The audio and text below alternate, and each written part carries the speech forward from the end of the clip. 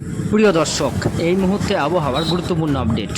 আবহাওয়া দপ্তর সূত্রের খবর, আজ থেকেই টানা ভারী বৃষ্টি দক্ষিণবঙ্গে, ভিজবে কলকাতাও। কতদিন চলবে আসুন দেখে নিই। বৃষ্টির সিলসিলা জারি থাকছে বাংলায়। উত্তর থেকে দক্ষিণ বুধবার বৃষ্টিতে ভিজেছে বাংলার একাধিক জেলা।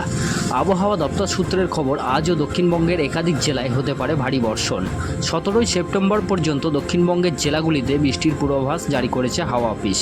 আজও মহানগরীতে কেমন থাকবে আবহাওয়া, রইল লেটেস্ট আপডেট। দক্ষিণবঙ্গে আজও দিনভর ঝমঝমিয়ে বৃষ্টি। বৃহস্পতিবার ভারী বৃষ্টির সম্ভাবনা রয়েছে রাজ্যের একাধিক জেলায়।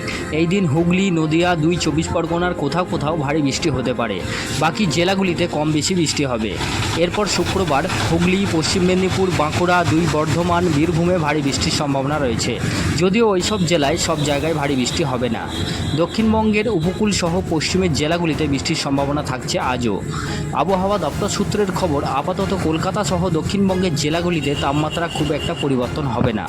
এই দিন উত্তর চব্বিশ পরগনা, পূর্ব বর্ধমান, পশ্চিম বর্ধমান, বীরভূম, মুর্শিদাবাদ এবং নদিয়া জেলায় বিক্ষিপ্ত বৃষ্টির সম্ভাবনা রয়েছে। বৃহস্পতিবার বজ্রবিদ্যুৎ সহ বৃষ্টির সম্ভাবনা থাকছে দক্ষিণবঙ্গের প্রায় সব জেলায়। সপ্তাহান্তে রেহাই পাবে না দক্ষিণবঙ্গ। শনিবার ভারী বৃষ্টির পূর্বাভাস পুরুলিয়া, বাঁকুড়া, পশ্চিম মেদিনীপুর, ঝাড়গ্রাম এবং বীরভূম জেলাতে। কলকাতায় আজ হালকা থেকে মাঝারি বৃষ্টির সম্ভাবনা রয়েছে। ভারী বৃষ্টির কোনো পূর্বাভাস নেই।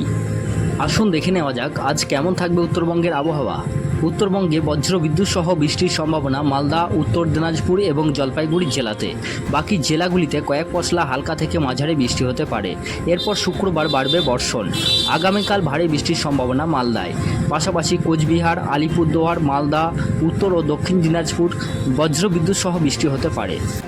প্রিয় দর্শক, আপনার জেলার নাম আমাদের কমেন্ট বক্সে জানান এবং আবহাওয়ার নিত্য নতুন আপডেট পাওয়ার জন্য আমাদের ইউটিউব চ্যানেলটিকে লাইক, কমেন্ট, শেয়ার এবং সাবস্ক্রাইব করুন। ভালো থাকবেন, সুস্থ থাকবেন।